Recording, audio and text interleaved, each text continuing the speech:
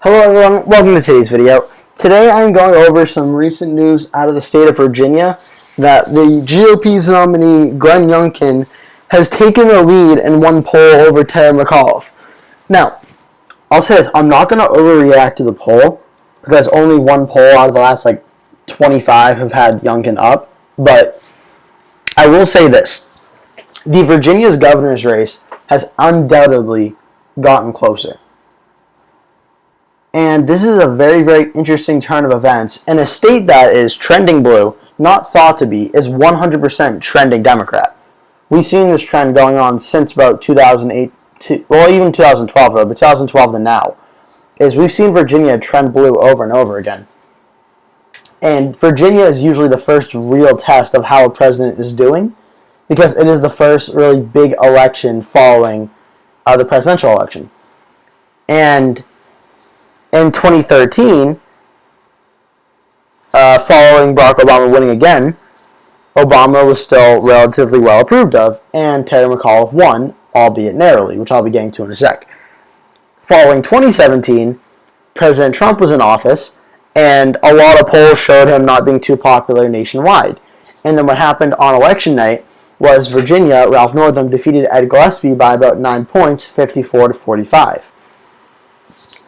And this keeps going back and back. I believe it was 2009, Obama was president. He was not doing super well right out of the gate. The economy was still in the tank. So the people of Virginia elected Bob McDonnell by about 20 points, the Republican governor. Virginia is often a referendum of how the president is doing. So now I'm going to show you the polling averages of the race, which now have Terry McAuliffe at 46.5, Glenn Youngkin at 43.7. This is honestly fascinating. Virginia, which is a state that voted for Joe Biden, I believe, by over 10%, and Hillary Clinton by about 5 to 6% over Donald Trump in 2016. This state has trended blue so much. And yet, this race has gotten closer in the last few days. And we saw this, that out of the California recall election, many news outlets and media were saying that Republicans should be very, very worried about 2022. And to be completely honest with you, I think the California recall election may not even matter depending on how Virginia looks. This isn't dismissing the victory that Gavin Newsom had. By all means, that was a very impressive victory out of California. But it's still California. A Democrat should win California. Winning it by 20 points when you're not supposed to, that's pretty good. But in the state of Virginia, where Ralph Northam defeated Ed Gillespie by about 9%, the former governor, Terry McAuliffe, is only leading his Republican challenger by 3%. That is not good news if you're the Democrats. This race is undoubtedly getting closer. Now, the Cook Political Report has moved this race from lean Democrat to toss-up. Does this mean Terry McAuliffe is going to lose? At this day, no. No, it does not. The election is still about a month and I think 10 days away as from when I'm recording this. So there's still plenty of time to go. And don't forget, in 2017, I believe at this point in the election, with about a month to go, the Ralph Northam versus Ed Gillespie race, I think the polls were still within the margin of error as well. So anything can happen. Virginia is a very, very wacky state, which historically has shown the polling data is almost always off. And I'll show you what I mean by this. In the 2013 governor election, the last time McAuliffe was on the ballot, he got 47.8%. Ken Cuccinelli got 45.2%. The third-party Libertarian candidate, Robert Salvas, got 6.5%. So I mentioned the polling data being off. I'm going to scroll down here to the polling averages. Ken Cuccinelli was around 38.9%. Terry McAuliffe, 45.6%. Robert Salvas, 9.6%. McAuliffe had a margin of victory of 6.7%. Now, McAuliffe's numbers were give or take 2%. Cuccinelli was at 38%. 38%. Now, any reasonable person will tell you, I don't think a Republican's going to get 38% and a swing state.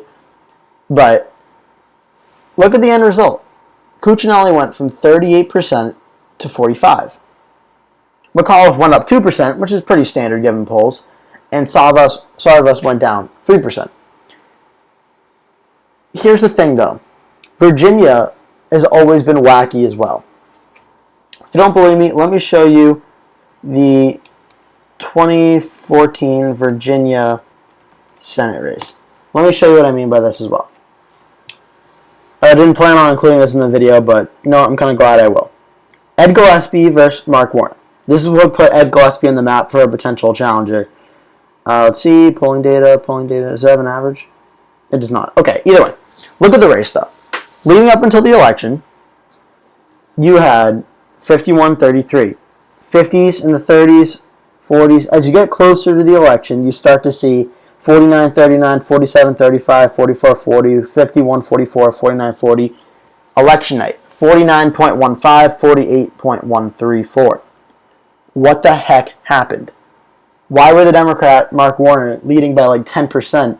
Next thing you know, Ed Gillespie only loses by less than 1% of the vote. What happened? Well, I like to call it polling complacency. If you don't think people pay attention to the polls when it comes to voting, they absolutely do. 100%. A lot of people, when they see the candidate they like are up by a big amount, and they're like, well, if they're going to win, what's the point of even going to go vote? So sometimes they get complacent. And then that allows the opposition party to creep up and almost pull off an upset, like Ed Gillespie did in 2014. Or like Ken Cuccinelli did in 2013. So the polls right now being 3%, this is great for Glenn Youngkin. This is not good for Terry McAuliffe. But is it the end of the world for McAuliffe and the Democrats that it's a 3-point race at this time? No, it is not. McAuliffe won the race last time by about 3%. But the only problem was 2013 was a wave Republican year. Oh, 2014 was a wave Republican year. And Obama was still popular, way more popular, I would say, at the time, than Joe Biden is now. Joe Biden's approval ratings have taken a hit. And this is why I think this race is getting close. Biden, I mean, there's been several that are showing how bad it is right now. But Joe Biden, according to 538, sits at 49% disapprove, 45.6% approve. And again, I'm not speculating here. I'm just stating a fact. Typically, mainstream polls do benefit the Democrats more than the Republicans do. There have been case studies and analyses that show that Republicans don't respond and answer polls as frequently as Democrats do, which is why Democrats look better in polling data. So if Biden's at 45.6 to 49 in the polls that more Democrats are going to answer, it's more likely than not Biden's approval rating is sitting somewhere between being nice for Biden between 45% and 40%. So it could literally be 60-40 right now. And that's why you're seeing Virginia, Democratic blue Virginia, at a 2.8%, 3.3% margin of victory for Terry McAuliffe at this time in a state where he used to be governor and a moderate-style Democrat like Joe Biden would totally destroy any Republican in Virginia. And yet McAuliffe is only up by 3. Something tells me this isn't just about Terry McAuliffe. This has to do with Biden as well. And if the Biden administration can't kind of get out of the stumbling they're doing right now with a lot of things going on with the media, a lot of stuff going on, if Biden's approval rating keeps going down, you may very well see Glenn Youngkin end up winning this race because Biden is so unpopular. But again, that's a month away. I'm not going to get ahead of myself. I'm just telling you what I think is going on. And this race is definitely getting closer. It's getting a heck of a lot more interesting. And definitely something you want to keep an eye out for. That's going to do it for today's video. Thank you so much for watching. Please remember to like the video, subscribe to the channel if you're new, and if you're a returning subscriber of mine, thank you so much for coming back. I really appreciate it. I mean, seeing the numbers, you guys keep coming back, it's awesome, so thank you. So yeah, that'll do it for today's video. Thanks so much for watching, and I'll see you in the next one.